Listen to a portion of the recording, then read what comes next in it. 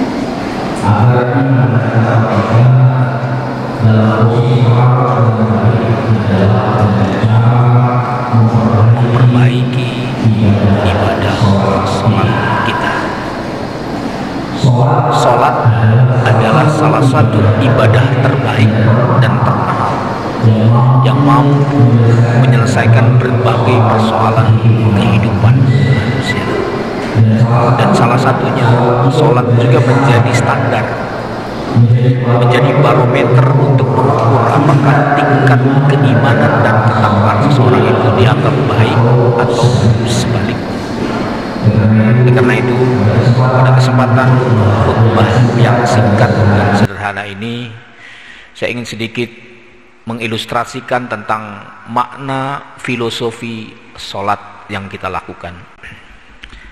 Hadirin rahimakumullah, tidak kurang dari 82 kali ayat Al-Quran memerintahkan kita untuk sholat, baik dalam bentuk sigot amar maupun sigot-sigot yang lainnya. Artinya 82 kali Allah mengulang-ulang memerintahkan kita di dalam Al-Quran untuk sholat. Berarti sholat adalah salah satu ibadah paling mahal dan paling penting. Bisa disebut sebagai sholat itu harga mati.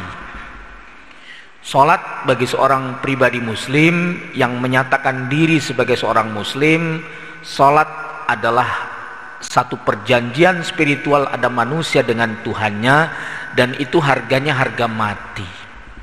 Maka di dalam Islam sholat itu ibadah termahal.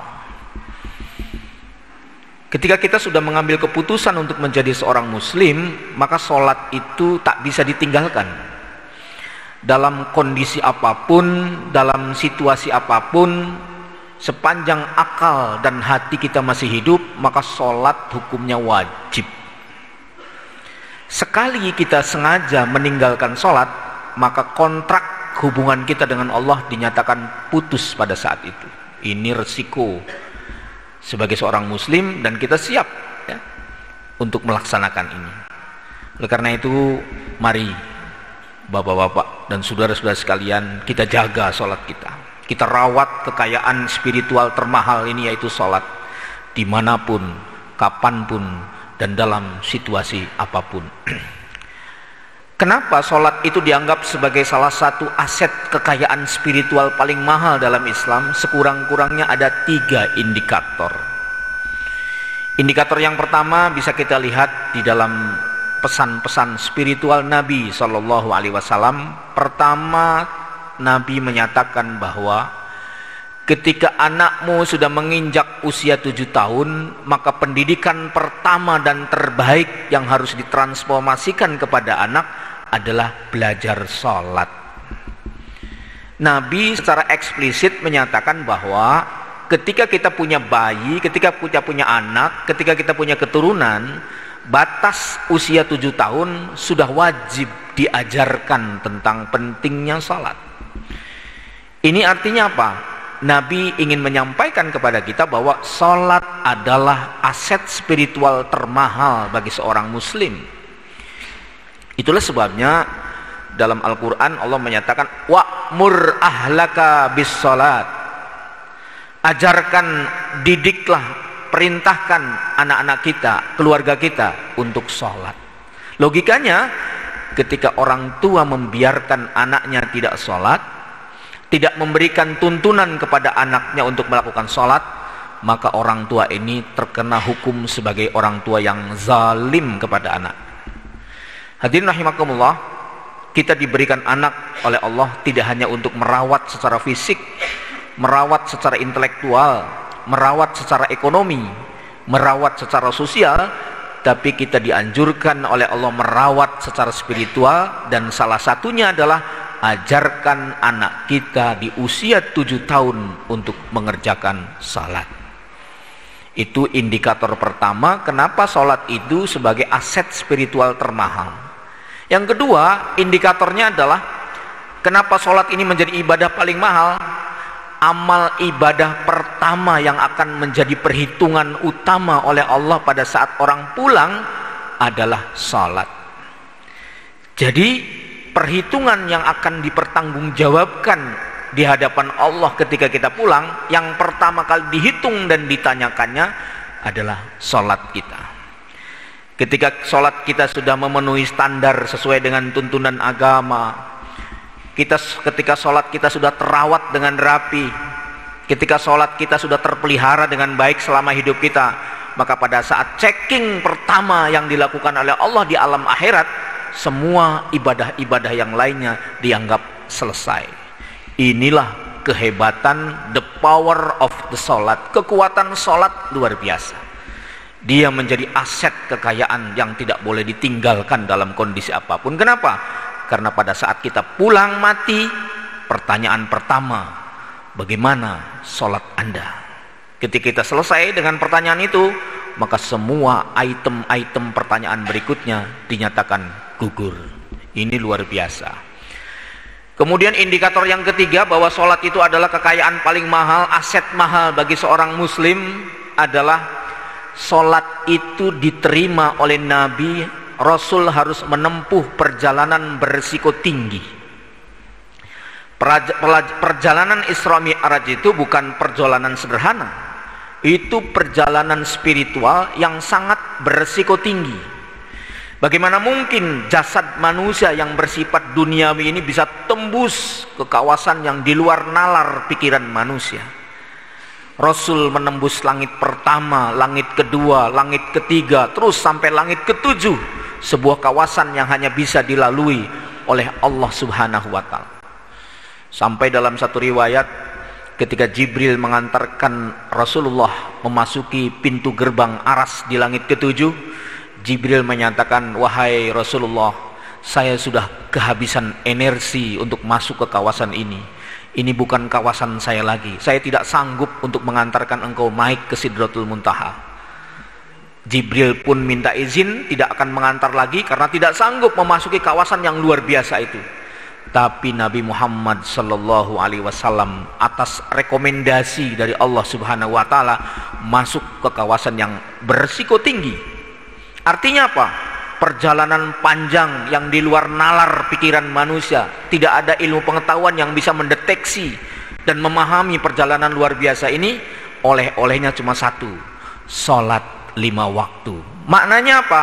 Berarti sholat adalah aset spiritual yang paling mahal dalam pandangan agama. Hadirin rahimakumullah, oleh karena itu khutbah yang sederhana ini saya hanya ingin mengingatkan pada kita semua. Mungkin bapak-bapak, saudara-saudara semua yang hadir sudah terlatih sholat 5 waktu. Itu harus kita jaga.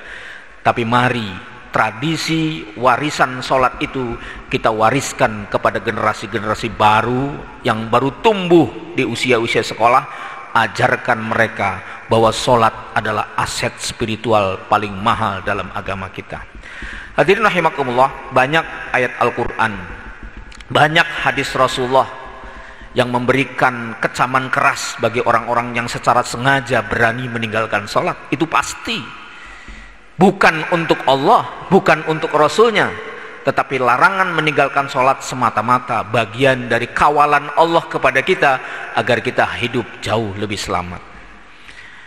Tidak hanya di kalangan teks-teks keagamaan tentang hebatnya sholat, beberapa peneliti ilmuwan terkemuka di dunia pun sudah membuktikan.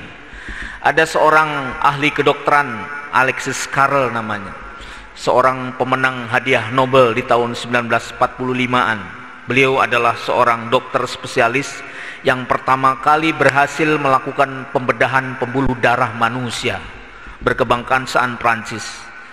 Apa dalam risetnya?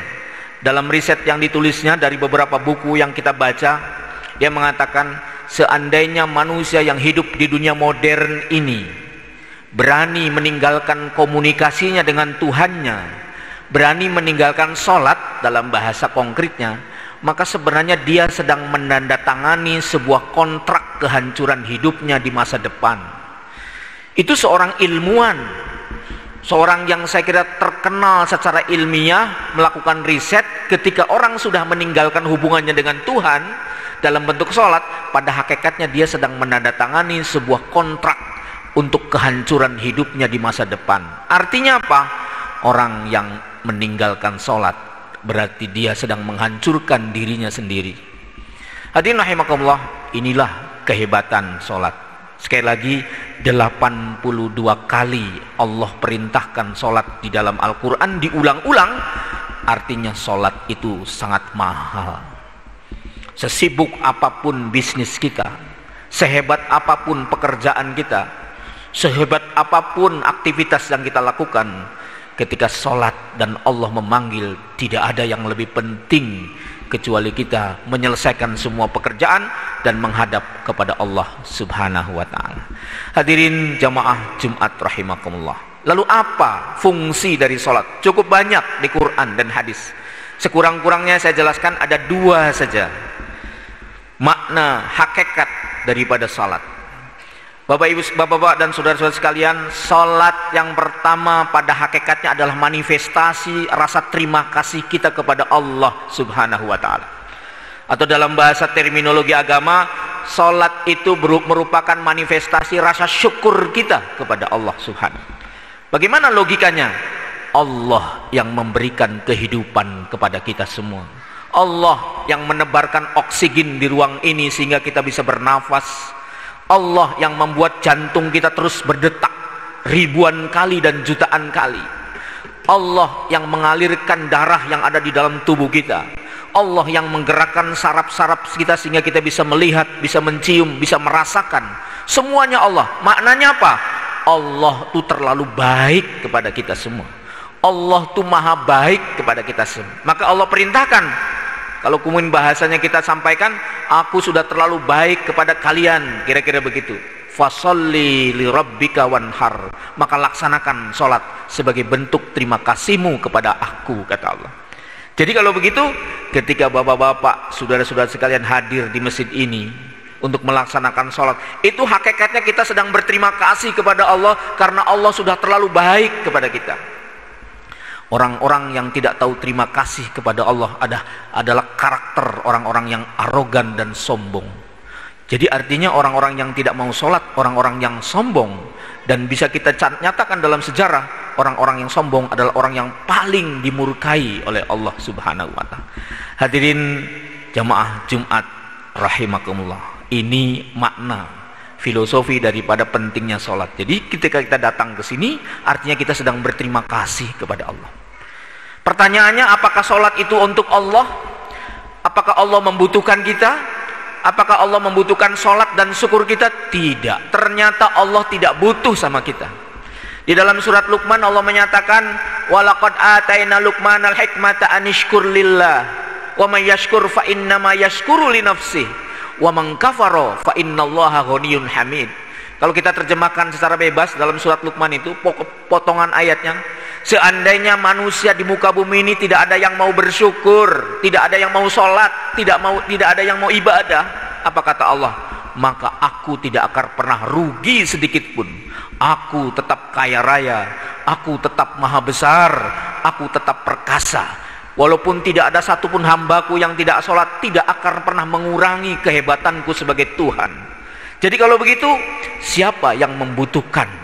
Kita semua yang membutuhkan Allah. Jadi artinya apa? Ketika kita sholat, maknanya kita sedang membutuhkan Allah subhanahu wa ta'ala. Itu yang pertama. Yang kedua, makna sholat itu, kalau yang pertama tadi bentuk terima kasih kita kepada Allah, bentuk rasa syukur kita kepada Allah, maka sholat yang kedua punya fungsi untuk membentuk karakter kita menjadi lebih baik. Sholat itu media paling efektif untuk membentuk karakter kita.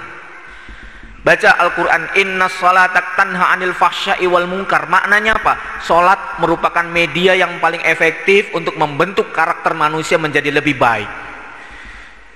Jadi ketika kita punya persoalan dengan karakter kita, ketika kita punya persoalan dengan karakter anak-anak kita, maka terapi terbaiknya adalah sholat. Itu pasti. Dan Allah sudah menjamin ketika orang melakukan sholat dengan benar, ketika orang sudah melakukan sholat dengan baik, dalam bahasa terminologi agama dengan khusyuk, maka pasti dia akan menjadi manusia yang berkarakter dan berintegritas tinggi. Pertanyaannya, banyak orang sholat tapi karakternya nggak berubah. Banyak orang sholat 5 kali tapi watak-watak buruknya terus berkembang. Berarti kesimpulannya apa? Menurut logika, pasti sholatnya belum beres.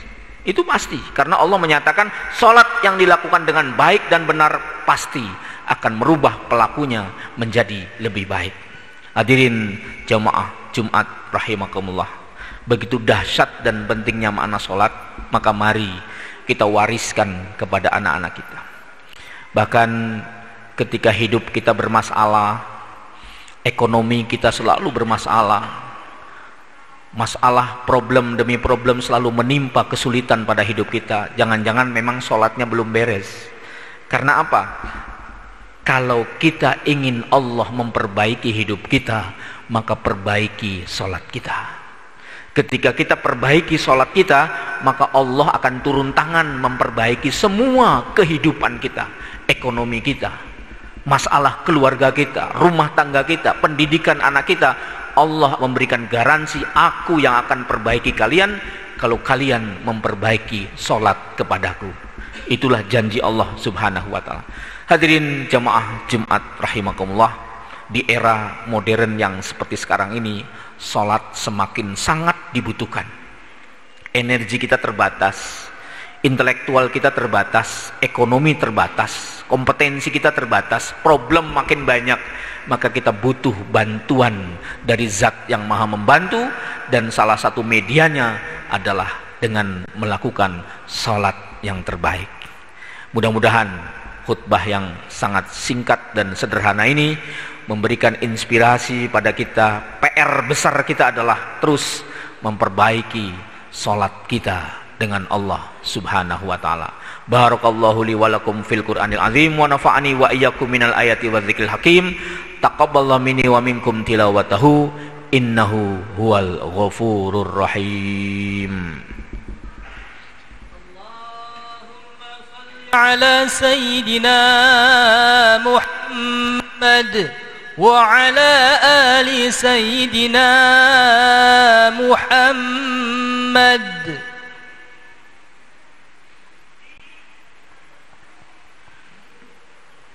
Alhamdulillah nahmaduhu wa nasta'inuhu wa nastaghfiruh wa na'udzu billahi min sururi anfusina wa min sayyiati a'malina may yahdihillahu fala mudhillalah wa may yudlil fala hadiyalah. Asyhadu an la ilaha illallah wa asyhadu anna Muhammadan abduhu wa rasuluh la nabiyya ba'dah. Ittaqullah haqqa tuqatih wa la tamutunna illa wa antum muslimun. Fa'lamu ayyuhan nas innallaha wa malaikatahu yusholluna 'alan nabi ya ayyuhalladzina amanu shallu 'alaihi wa sallimu taslima. Allahumma shalli 'ala sayyidina Muhammad wa 'ala ali Muhammad. Allahumma ighfir lil muslimina wal muslimat wal mu'minina wal mu'minat al ahya'i minhum wal amwat. Allahumma rabbana zalamna anfusana wa illam taghfir lana wa tarhamna lanakunanna minal khasirin. Rabbana la tuzigh qulubana ba'da idh hadaitana wa hab lana min ladunka rahmah innaka antal wahhab. Rabbana hab lana min azwajina wa dzurriyyatina qurrata a'yun waj'alna lil muttaqina imama. Allahumma inna nas'aluka ridhaka wal jannah wa na'udzubika min sakhatika wan nar. Allahumma lakal hamdu wa ilaikal mushtaka wa antal musta'an wa la haula wa la quwwata illa billahil aliyil azim. Allahumma ighfir li wa li walidayya warhamhuma kama rabbayani shaghira. Rabbirhamhuma kama rabbayani shaghira. Rabbirhamhuma kama rabbayani shaghira. Rabbana atina fid dunya hasanah wa fil akhirati hasanah wa qina adzabannar. Ibadallah innallaha ya'muru bil adli wa ihsan wa ita'idzil qurba wa yanha 'anil fahsya'i wal munkari wal baghi ya'idzukum la'allakum tadhakkarun wa la dzikrullahi akbar. Aqimus shalah. الله أكبر الله أكبر أشهد أن لا إله إلا الله أشهد أن محمد رسول الله حي على الصلاة حي على الفلاح قد قامت الصلاة قد قامت الصلاة الله أكبر الله أكبر لا إله إلا الله لا إله إلا الله محمد رسول الله صلى الله عليه وسلم. استقيموا واعتدلوا سووا صفوفكم فإن تسوية الصفوف من تمام الصلاة. أعوذ بالله من الشيطان.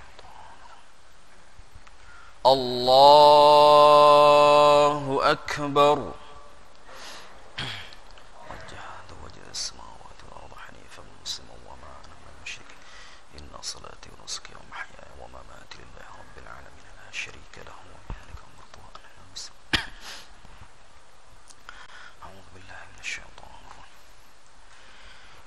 بسم الله الرحمن الرحيم. الحمد لله رب العالمين الرحمن الرحيم مالك يوم الدين إياك نعبد وإياك نستعين اهدنا الصراط المستقيم صراط الذين أنعمت عليهم غير المغضوب عليهم ولا الضالين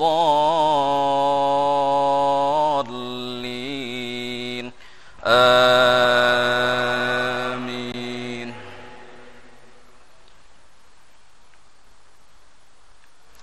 بسم الله الرحمن الرحيم. لم يكن الذين كفروا من أهل الكتاب والمشركين منفكين حتى تأتيهم البينة. رسول من الله يتلو صحفا مطهرة فيها كتب قيمة. وما تفرق الذين أوتوا الكتاب إلا من بعد ما جاءتهم البينة. وما أمروا إلا ليعبدوا الله مخلصين له الدين حنفاء ويقيموا الصلاة ويؤتوا الزكاة وذلك دين القيمة. إن الذين كفروا من أهل الكتاب والمشركين في نار جهنم خالدين فيها أولئك هم شر البرية. إن الذين آمنوا وعملوا الصالحات أولئك هم خير البرية. جزاؤهم عند ربهم جنات عدن تجري من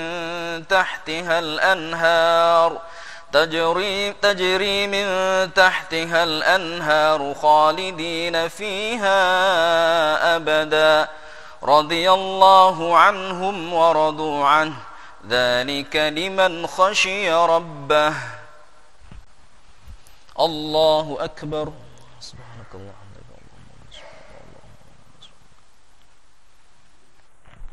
سمع الله لمن حمده. الله أكبر.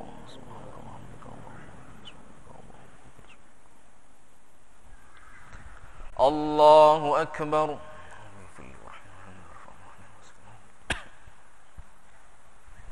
الله أكبر.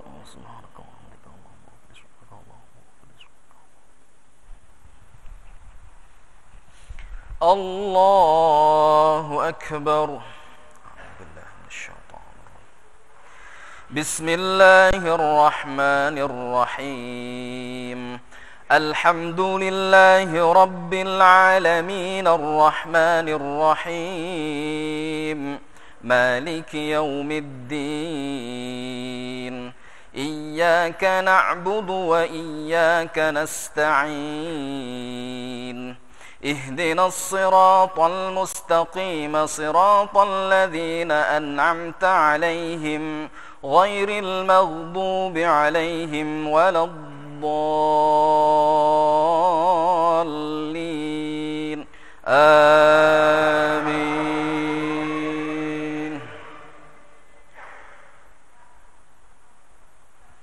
بسم الله الرحمن الرحيم.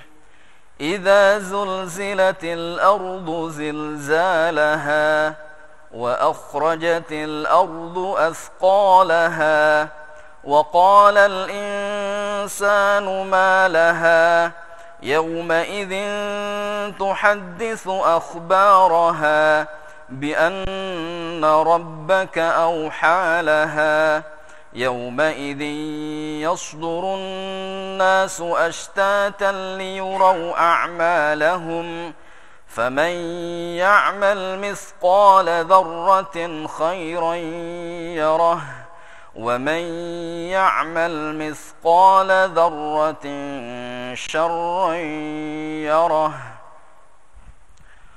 الله أكبر.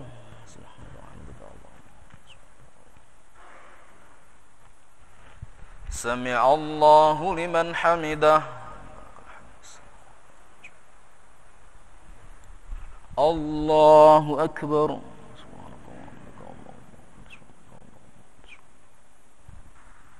الله أكبر.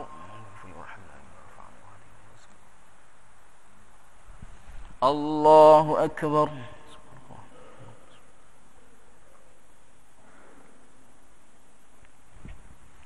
الله أكبر. تحيات المباركات الصلوات الطيبات لله. السلام عليك أيها النبي ورحمة الله وبركاته. السلام علينا وعلى عباد الله الصالحين. أشهد أن لا إله إلا الله وأشهد أن محمدا عبده ورسوله. اللهم صل على سيدنا محمد وعلى آل سيدنا محمد كما صليت على سيدنا إبراهيم وعلى آل سيدنا محمد وعلى من عندك حميد مجيد. وبارك على سيدنا محمد وعلى آل سيدنا محمد كما باركت على سيدنا إبراهيم وعلى آل سيدنا إبراهيم في العالمين إنك حميد مجيد. اللهم إني أعوذ بك من عذاب جهنم ومن من شر المحيا والممات ومن شر المسيح الدجال. يا مقلب القلوب ثبت قلبي على دينك.